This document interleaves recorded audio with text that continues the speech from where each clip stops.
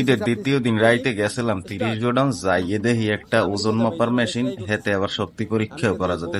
আমি দেখার লগে লগে টানাটানি শুরু করে দিলাম। দেখলাম প্রথমবার 150 পর্যন্ত উঠে পারছি, মনটা হেতে পরিপূর্ণ সুস্থ, শান্তি পায় না।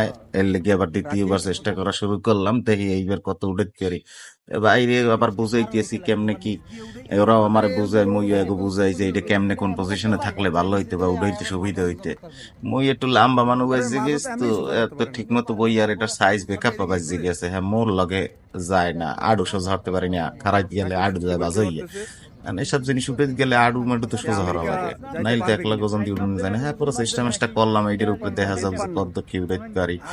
শেষ মেশ উঠাইলাম 163 পর্যন্ত, 163 কেজি। হ্যাঁ, উঠে যাই। আবার দেখলাম কি যে ব্যান্ডের বেল্ট যে টাইট দিয়েছিলাম, হে আর ওমা গেছে সুইট দিয়ে